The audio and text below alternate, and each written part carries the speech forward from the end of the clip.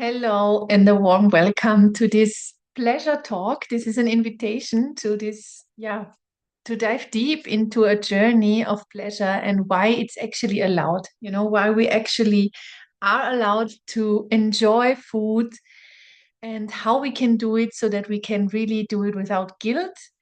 And this topic is so on my heart, and I hope you enjoy it and you learned something new.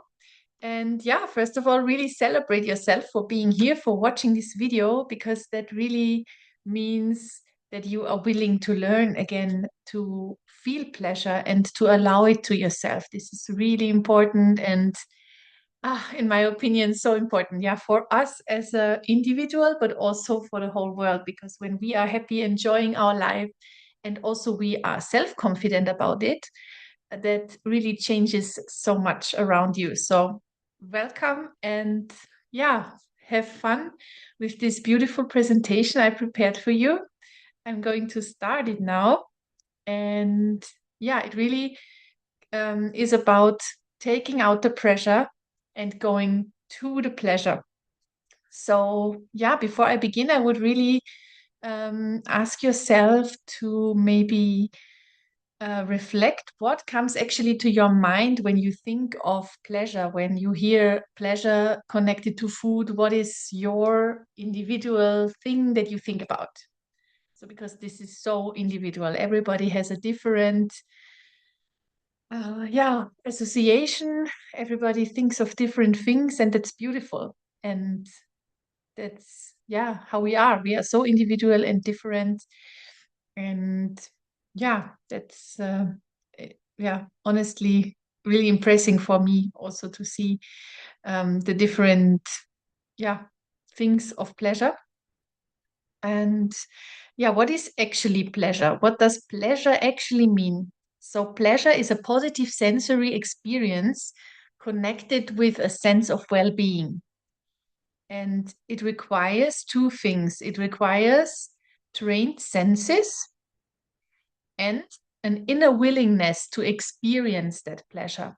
Yeah, this is very important. And pleasure experience do not depend on whether an object is considered as healthy or unhealthy. Okay, so what really nourishes your soul is something that you define for yourself. Only you can define that. And pleasure can be found in so many areas of life. And for some, it can be a delicate melting of chocolate, of course, pure bliss. Or for others, it's a traditional meal that makes the heart beat faster, or it's maybe even, it doesn't have to do with food at all for some people. Yeah, for some people, pleasure is about social connection or favorite music or maybe the anticipation for beautiful moments, or it can be so many different things. Okay. So pleasure does not develop quickly and it cannot be created simply by telling you to enjoy.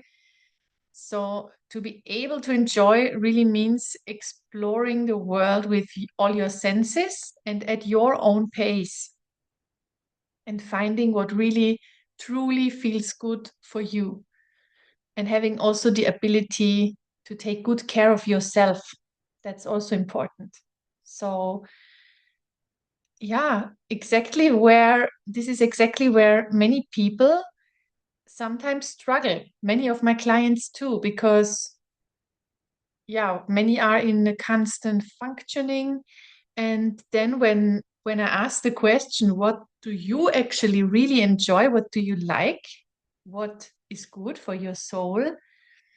Then we feel maybe overwhelmed. Yeah, some people feel overwhelmed with that question, and that's totally okay because we are so used to be stuck in constant functioning. So yeah, when for example you are like a world saver, like we call it, and we cannot set boundaries when you have this combination, you want to save the world and cannot set boundaries. This is a very unhealthy combination in the long run and ends up giving everything to others, but nothing for yourself. And then you feel kind of an emptiness when you ask yourself what is actually really good for me. You might feel lost. So, like, is it sauna? Is it ice bath? Should I go to sports? Should I go to bed? Should I go to the kitchen? So, what is it actually that I like now? So, it's good also to connect to our own needs, what we really need, and to be aware of what, yeah, what makes me feel good, and to get to know yourself a little bit better. And that's exactly why you are watching this video here and what is today about. So, yeah, actually, everything is frequency and vibration. I'm really convinced that it is like this, and every feeling has a different frequency. And pleasure, for example, vibrates very high. So when we truly enjoy, we automatically get into joy. And that alone is a reason enough why learning to enjoy and surrendering to pleasure is so important. Because when we do, our frequency rises automatically. And this is a very beautiful thing, not only for ourselves, but also for everybody around us. And I don't know if you know the consciousness scale of Dr. Hawkins. It is also a picture of how feelings vibrate. Yeah. And for example, there is the big distinguish is between survival mode and creator mode. Okay, when we really feel grief, when we feel shame or guilt, yeah, when we feel shame or guilt during eating something we should enjoy, that's the worst we can do, because then our frequency is really low. So that's about, but actually that's what most people do. So when they eat it, I don't know, cake or chocolate or whatever, they feel like, or they say even, oh, I shouldn't eat that, or oh my God, I will gain weight, or like this guilty feeling. And that's a low frequency. And what I say is always, your cells are always listening. So it's really important to tell yourselves this is a good thing that you enjoy, because if you eat it, then enjoy it, because you see, joy is really in a upper level of frequency. There are different stages. Pride, anger, when you are angry, that's actually already a little bit higher than shame, but still low. And then there are different stages of frequency and feelings, but joy is one of the highest. And that's actually why I love to give that information to you, that joy during enjoying food and really having pleasure is so important. So, yeah, over the last centuries, pleasure has been really covered with a layer of guilt. And that's why many people regret seeing whatever Christmas cookies or so. And yeah, that's really my opinion. This has to stop, because the guilt lowers the frequency, and then also the food that you think is unhealthy becomes really unhealthy when you feed it with this bad frequency. So we really should, yeah, rise our frequency to joy.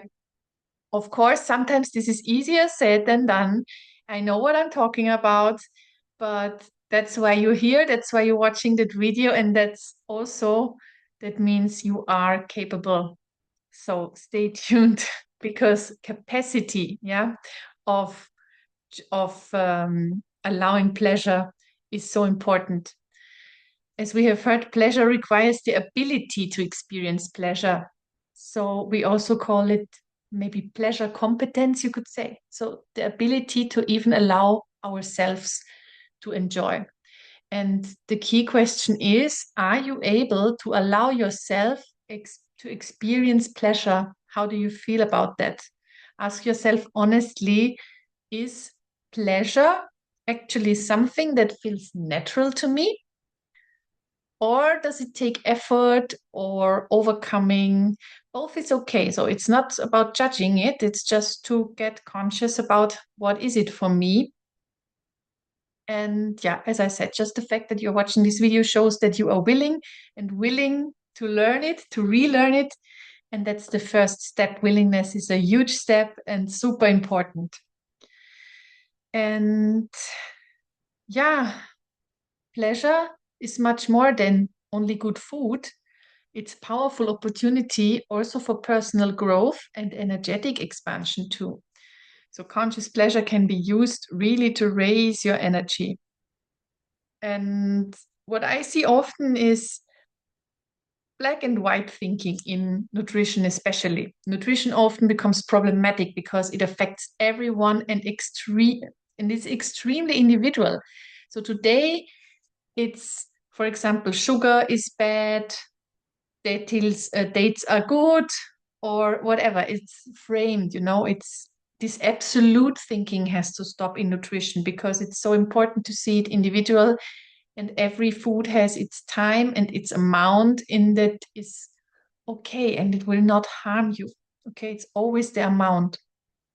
So we also need to stop comparing ourselves to others, yeah, and learn differentiated thinking, especially around food. Differentiation is so important. And yeah, many people try to eat perfectly healthy all the time and completely forbid themselves pleasure doing that without realizing it. Sugar bad, dates good. As I said, the ability to differentiate gets lost.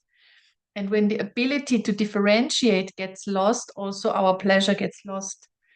So if you believe, for example, sugar is your enemy, it's so bad, and you secretly love gingerbread cookies, a mismatch arises, and automatically guilt follows. And this lowers your frequency.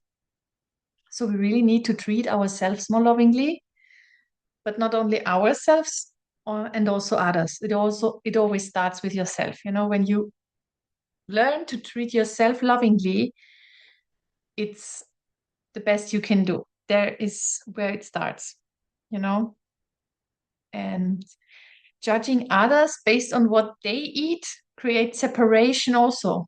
And that serves not for no one. So if you see somebody else eating something that you would never eat, don't judge them, okay? Maybe it's exactly their pleasure portion. And we talk about pleasure portions today. So, pleasure, and this is why I have a really provoking picture here. Pleasure doesn't have to be healthy, and yet it can be, okay? So, true pleasure is an essential part of a healthy relationship with food, but not only a nutritional sense, but in a psychological one, okay, for your soul. It's not, I don't say that we need this thing you see on the picture here from a nutritional science side for our bodies. That's not the case. But we need it for our soul, and that can be equally important. Okay, some people, not all people, of course, some people need it for the soul. Some people absolutely don't, and that's also fine. Okay, so we are talking about small pleasure portions, not uncontrolled overeating. That's so important to say. I really want to emphasize it's always about the portion, and let go of the idea that pleasure must be healthy. Okay, so whether it's agave syrup or coconut syrup or honey or white sugar, okay, physiologically, our body can handle all of them. So when you really eat a pleasure portion, it doesn't matter which sugar you use or which chocolate you eat. So when you, for example, really love white chocolate, then for your pleasure portion, take white chocolate, for God's sake. Um, if you like dark chocolate, take dark chocolate.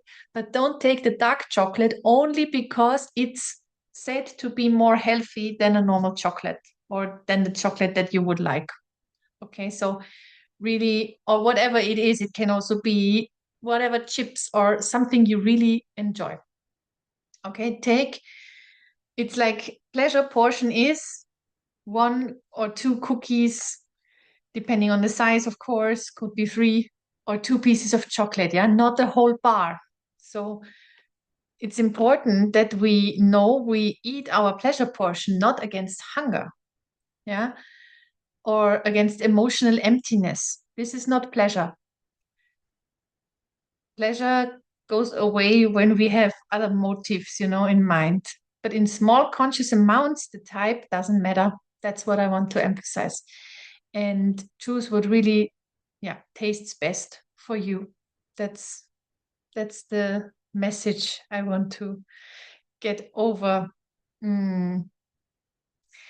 And yeah, there is two sides of it, you know, there's really pleasure or compensation.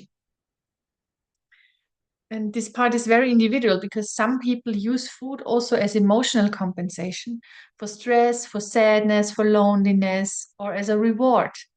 And this isn't a bad thing. Okay, it shows actually emotional sensitivity. And it means they can allow themselves to give, they can give themselves good feelings. That is a good thing. And also, you see, it's the reason is not the food. In that case, when you have it as a compensation, then the food is the symptom. Okay, it's not the reason. So start with the reason when you want to get rid of emotional eating. Yeah, it's not that you eat it, it's the reason why you even start to eat it. So it's really not a bad thing. Okay. The issue arises when guilt and loss of control get attached. Then it's, of course, it can get problematic. Yeah, but other people like compensate with work, you know, performance, exercise, or yeah, then they often lose access to pleasure entirely. So no matter what type you are, yeah, it's totally fine. And for everybody, there is a right way for learning pleasure. And there is a thing that is very important, you know, because pleasure food or like food or chocolate or cookies or what we actually enjoy is seen as it makes you fat, isn't it? In the society, it's like we all think it makes us fat to enjoy. No, this is what they put in our brains. But it's actually not the case. Here I put you a study where you can see the opposite is the case. Because pleasure lovers, okay, people that really learned to enjoy and that know how to get themselves pleasure are more likely to have a normal weight than the pleasure skeptics or the non-pleasure lovers. Okay, people that really forbid themselves pleasure or are skeptical about it statistically are more likely to be overweight than people that really consciously know how to enjoy pleasure. Isn't that interesting? So, denying pleasure leads to overeating later, and allowing conscious pleasure prevents it. That's an important thing to know. And yeah, when we get stressed, of course, stress, sensory overload, and fast eating reduce the pleasure capacity. And you can be full without pleasure completely. You can eat without pleasure completely, but your senses become numb. And pleasure also can be practiced with foods that are considered as healthy. Okay, you can also enjoy whatever, goat cheese salad or something that is considered as healthy too. So it doesn't have to be unhealthy. It actually doesn't matter. Okay. I just want to really, yeah, give you a feeling for this pleasure. And yeah, the true pleasure actually involves all our senses, all our five senses. And it means really pausing, okay, choosing consciously what you really like, and then focusing and really feeling the sensations. That's what we practice later. And then that is how pleasure can really arise. Okay, when we really include all the senses, when we take time for it, when we take time for the pleasure, that's the most important. Okay, and always follow your nose. That's also so important because did you know when we smell through only one nostril at a time, usually. So conscious smelling, when we do this, then it activates both our nostrils. So we can intensivate this experience. We can intensivate the pleasure and the smell. And the quality is getting better. So then we have 7 important rules for pleasure. Okay. And this is important. Pleasure takes time, as I said. Take time for it. First challenge, I know. And it needs to be allowed. Okay. It needs to be allowed, and a really differentiated view on food should be developed. So there, it's really unhealthy to completely cut out some foods or to think this is unhealthy and you don't eat it and then you judge other people that eat it. Please don't do that, because this is not healthy for you and not healthy for the other people. And it has to be allowed, okay? And everything is allowed in its special quantity. And pleasure does not happen on the side. So you don't do it while doing something else, while watching TV, while doing anything, while working. Okay, pleasure has to take its space too, its time and its space. Okay, and then super important, of course, less is more. So it's not about big portions, definitely not. It's about really choosing what nourishes you truly. It must be truly nourishing you, something you completely can enjoy. Okay. And then also another thing is this: without the experience, there's also no pleasure. You need to have this experience. Okay. And pleasure can be, of course, part of everyday life. You can find pleasure in so many things, in so many parts of life. You just have to open yourself for it. So it's also something new. Okay. And what I want to give you, when you are, for example, you are invited, okay? You know, okay, this evening will be crazy. There will be so much food. And for example, Christmas or a birthday party or whatever it may be. Okay. Um, know that it's important to not try on that day to eat nothing before in order to equalize. Okay, the time before is so important. Eat normal that day. Even if you know, okay, there will be so much food in the evening, eat normal that day. Why? Because when you eat normal, you will be not able to escalate that extremely. Okay, when you eat nothing before, it is really likely to escalate completely and you will really eat so much more than you would usually do. Okay, even if there are many different foods on the table, many different tastes, it's even more likely to completely overeat and to regret it the next day. So really, don't try to cut the meals before. If you want to have equality, okay, do it the next day. Do the next day maybe a little smaller portions, or the next day a little more sports, but don't do it before. Okay, that's so important. And also, when you have a pleasure portion, don't eat it against hunger. So see that you are not hungry when you try to enjoy. When you really want to enjoy, it doesn't have to be that you are completely starving, because then, of course, you will escalate. Yeah, that's normal. So eat, be saturated, like not completely full, but be okay, saturated, and then take the pleasure portion. That's also a really important thing. Okay. And really create yourself, treat yourself well, create rituals for enjoying. Okay. I really want to invite you to take time once a week or once a day or every few days for yourself, and to really, yeah, light a candle, make some good oils, take a cozy blanket, whatever you like, okay, and feel what really feels good for you. Okay, take a diary and write it down, maybe to even think of, or to get an idea if you don't know yet what you really like, what you really would like to enjoy, and then take time for that. Do a date with yourself and enjoy this amazing pleasure. I really love this idea to really nurture ourselves, and allow it, allow yourself. Yeah, and become an expert, become a pleasure expert, because pleasure is a conscious decision. You can decide now, okay, I want to allow myself pleasure from today on. Yeah, and that's so healthy. And last question, what do you think? How long does it have to take a pleasure in order to have a lasting effect? Days, hours, or minutes? It's minutes, okay? It doesn't have to be long.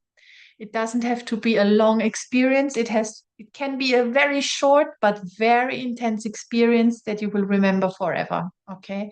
So yeah, everyone, everyone has the ability to enjoy again, to learn to enjoy again, because we are born with this talent. Okay. We just, yeah, put it behind and now we can get it out and really make a conscious chocolate pleasure practice for your everyday life.